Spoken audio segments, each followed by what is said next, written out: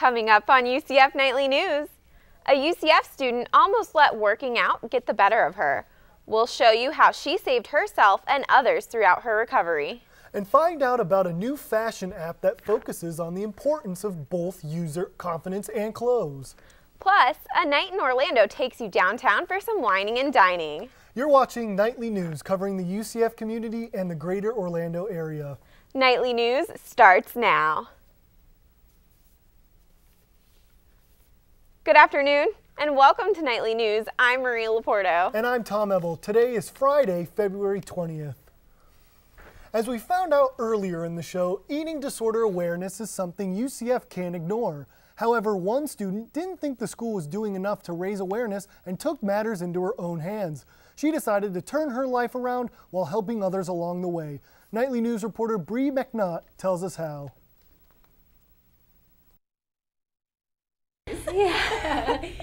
Amy Maitner might seem like your typical happy college student, but that wasn't always the case. I got to a very dangerously low weight. Before Amy came to UCF, she lived in a military base in Germany. She says when she got here, she was overwhelmed by UCF and couldn't find her niche. So she started working out more and eating less. Amy says that's when she unknowingly developed anorexia. It became obsessive to the point that I was isolating myself from other people because I was afraid that we'd be maybe eating together, going out for a meal.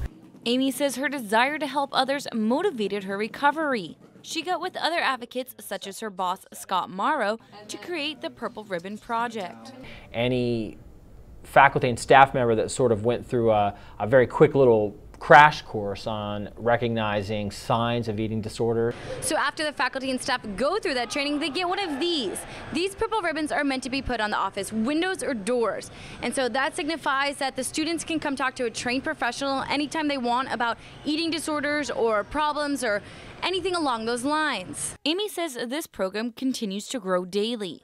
The first training session only had 40 people in it, and now classes have more than 150. Over the next year, she hopes to integrate the Purple Ribbon Project into the Greek community and freshman orientation sessions. In Orlando, Bree McNaught, UCF Nightly News.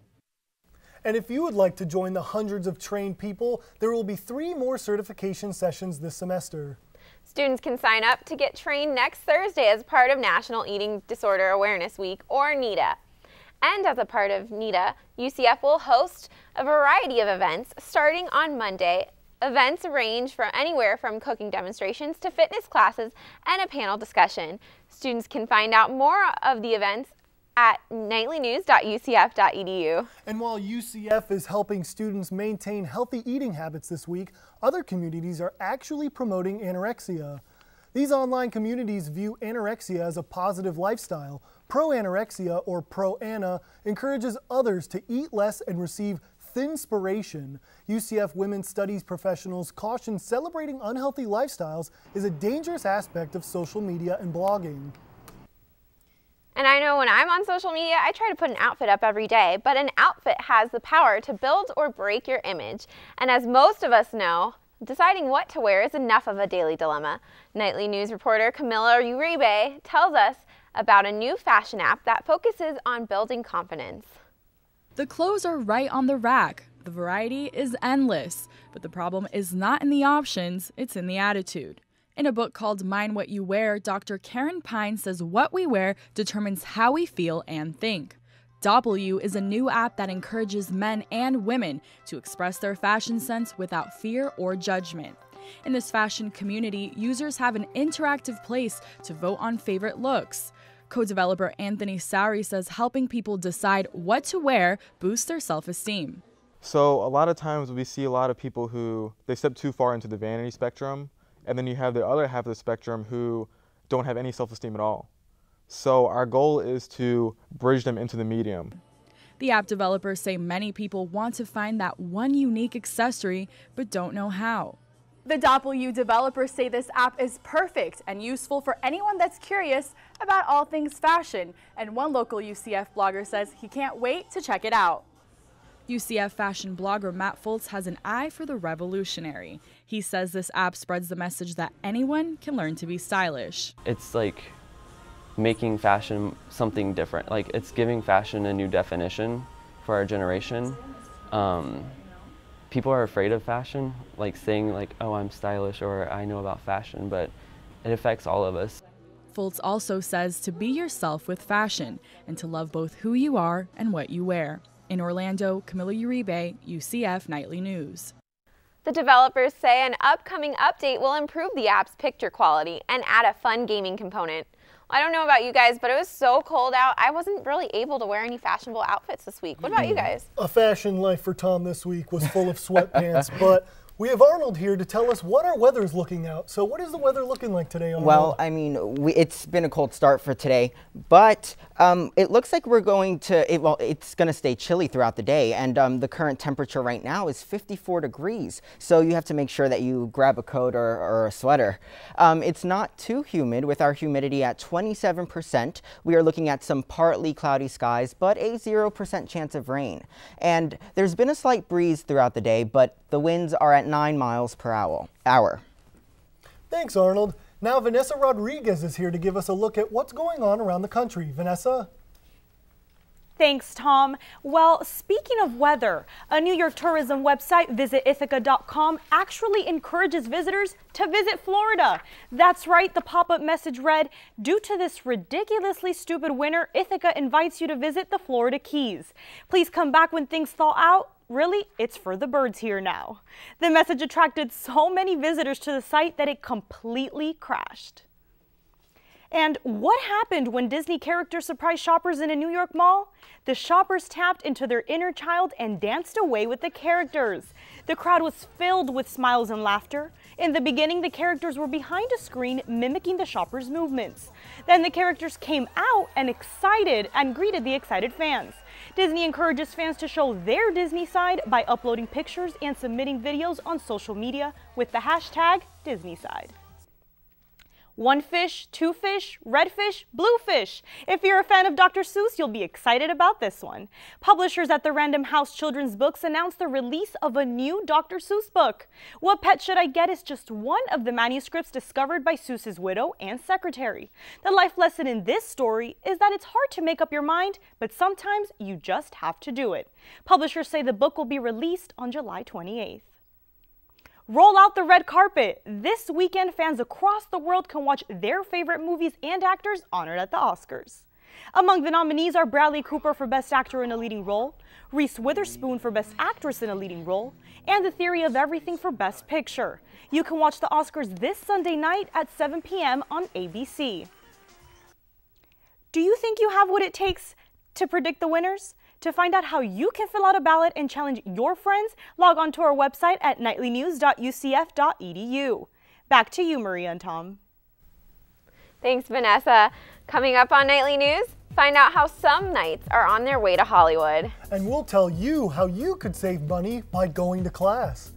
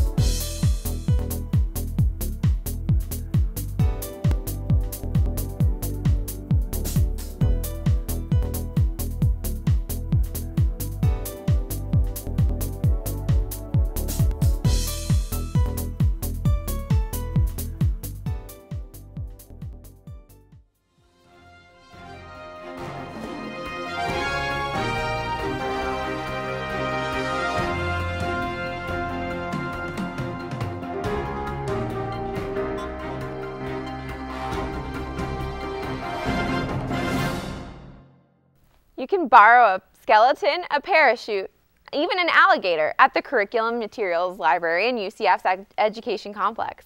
The CMC Library is home to thousands of resources available to teachers and students around campus. All you need is a borrower's card to check out anything from books, puppets, and other materials for special projects. Dr. Yolanda Hood, the lead librarian, advises students to think outside the box and use these resources to their advantage. We like to tell students to always think outside of the box when they see some of the things that are on the shelves and ways that they can use them in their classrooms. The CMC also helps the UCF Book Fair as well as story time at UCF's Creative School. While no one wants to think about their own death, do you ever wonder what would happen to your social media accounts? Facebook introduced a new legacy contact feature in the US where users choose who can manage their accounts once they've died. Just go to Settings, choose Security, and scroll down to Legacy Contact. Facebook says when a person passes away, their account can be a memorial of their life, friendships, and experiences. And there's a new app that's giving students an incentive to pay more attention in class. While the Pocket Points app is not in Florida yet, it's causing eyebrows to raise. With the app, students can earn free food and discounts from local businesses on participating campuses. All you have to do is turn it on, lock your phone during class, and begin racking up points. A UCF social media professor says she understands students are distracted in class. I think that's a challenge that every instructor has, and if there's an app that could help us do that, our job better, and take some of the onus away from us, I think that's fantastic. Right now, the app is only used in a handful of states. The owners say they are planning to expand to Florida in the future. I tell you what, that would make me get up for my 8 a.m. class. Well, anyways, the Campus Activities Board rolled out the red carpet Monday night for UCF's 8th Campus Movie Fest finale. The finale showcased the top 16 of 88 film submissions. Students had 1 week to write, film, and edit a 5-minute movie. The top 4 ranged from romance and action to children and family. These filmmakers are ready to go to CMF Hollywood to compete in June. People who are passionate about things, you feel it, and that energy spreads to you. And so I think I'm most excited for that, is other winners around the country to come in and to have a chance to share their voice and to just learn. Coming up, Jasmine Hankerson will join us with a sports update. And the opening date of iDrive 360 is announced. Find out when after the break.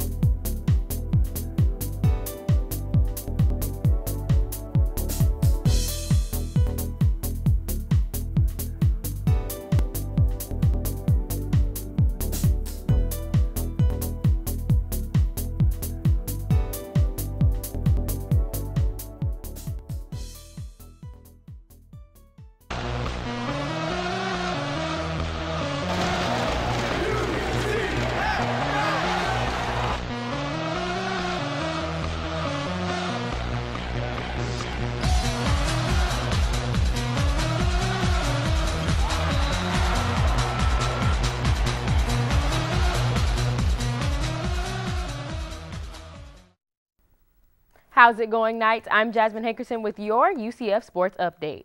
Last night, the men's basketball team beat Tulane 69-55 on the road.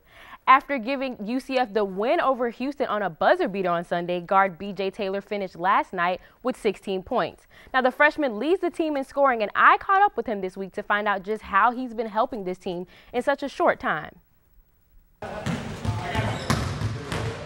At this time last year, B.J. Taylor was still waiting to hear a bell ring at the end of class, and now the 19-year-old is a top 10 scorer in the American Athletic Conference. The Orlando native says he's always been confident that he could make it to this stage. He's put in the work to get there. Over this offseason, I put in a lot of hard work, and I mean, every offseason, even when I was in high school, I put in a lot of work on my game, and, I take my craft very seriously. I love basketball, more than anything. So far, Taylor has won the AAC Rookie of the Week award 3 times this season. As the starting point guard, he's averaging almost 14 points per game. Head coach Donnie Jones said he knew Taylor was talented, but didn't expect he'd excel like this. I had no idea. I mean, that's one thing about freshmen. You never know what to expect. I know he's a great competitor. I know it's important to him. I know he's a student of the game, and I know he's going to work at it every day to get better. But not everything went Taylor's way this season. He's been sidelined twice due to injury, but says the timeout helped him grow. Now he's looking to be an even better teammate and take his team along with him. I know where I can be, and where my team knows I can be, and the level I can play at. I mean, that motivates me more than anything. Now, Taylor also says that resiliency is what makes this team special, and he might be right. The team already has 5 conference wins and is on pace to finish with more than last season. And today, 3 Knights will take their first real step into the road into the NFL. Defensive backs Clayton Geathers and Jacoby Glenn, along with wide receiver Rennell Hall, will all perform in the NFL Combine in Indianapolis. Now, the players will go through workouts to show their strength, speed, and ability in front of NFL coaches and executives. Bashard Perryman was also invited, but just pulled out of the Combine today with a hamstring injury. His agent tweeted this morning that the projected number 15 overall pick will work out next month at UCF. The Combine itself runs through Monday. And speaking of Knights football, UCF released its football schedule for next season. The Knights will host FIU in its season opener on September 5th. Now, the team will play 6 home games, but may have a bit of a rough season ahead. The Knights will only get 1 bye week, and it doesn't come until after the 10th game. That's it for sports. Now back to Maria and Tom at the desk. Thanks, Jasmine. That makes me really want to go out and get season tickets right away. Well, I'm not much of a football fan, but I am a big Disney fan, but those parks are crowded. So Florida tourism broke records in 2014. And every year, more and more tourists are visiting the Sunshine State. Preliminary numbers from Florida's tourism website, Visit Florida, states that 97.3 million tourists visited the state last year, up about 3.6 million visitors from 2013. UCF Rosen College officials say the weather, beaches, and theme parks attract tourists to the Sunshine State. And Governor Rick Scott says more tourists means more money. People come to our state, they say the weather's nice. We don't have snow every Monday like they do up north. We're at 43-year low on our crime rate. They say we want to move here, we want to move their businesses here. So tourism is clearly growing our economy. The wait for the opening of iDrive 360 is almost over. Officials recently announced it will debut May 4th. The project includes the Orlando Eye, Sea Life Orlando's Aquarium, and Madame Tussauds Wax Museum. Driving along iDrive, you cannot miss the Orlando Eye. Now I can't wait to see it. And this 400-foot Ferris wheel will bring thrills and jobs to the City Beautiful. The Orlando Eye opening is around the corner, and some good news for students. This new attraction on International Drive is hiring. Several positions are entry-level and don't require experience. And a trip to the happiest place on earth is about to get more expensive for Florida residents. Walt Disney World in Orlando will raise its single-day, single-park ticket price from $99 to $105.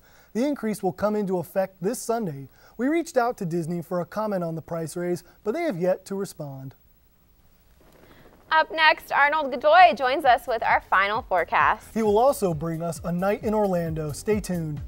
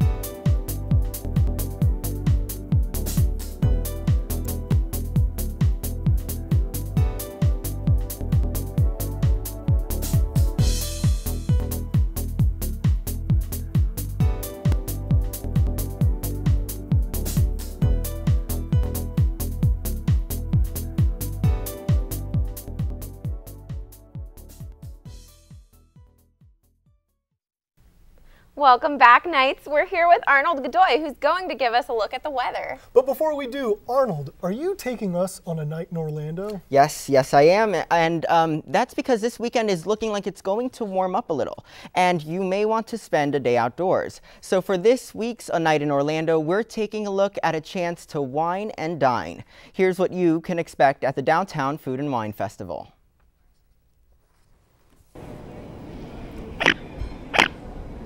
Lake Eola is a popular spot for a stroll or reading a book on the grass.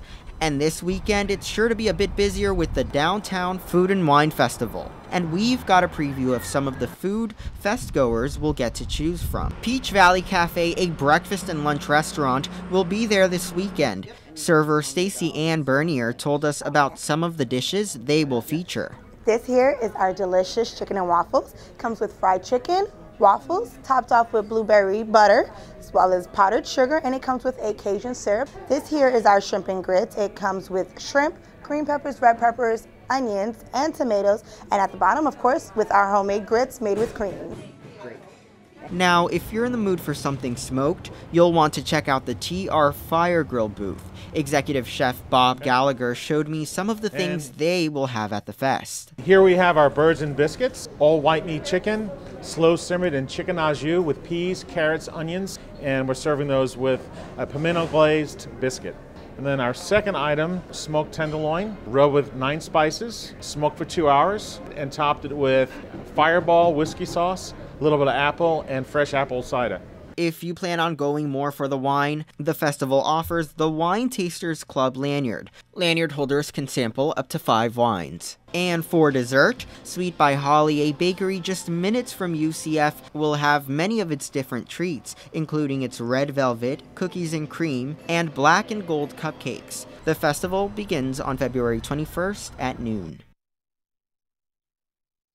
The festival starts tomorrow, so if you're planning on going, the temperature is warming up, and we'll talk a little more about that in just 1 second. But first, we want to look at some of the state temperatures. Here in Orlando, we are at 54 degrees. In Tampa, we're at 59. Up north, it's a lot lower at 50 and 47 degrees. Down in Miami, though, they are having some good weather at 63 degrees. But when we look at the heat index map all across the nation, it looks like a rainbow, and that's because there are so many different temperatures just all across the nation. Down here in Florida, the temperature is a lot warmer, but when we look up here, we see that the Siberian Express, it's this Arctic blast that has affected us all through the nation, and they are getting the brunt of it.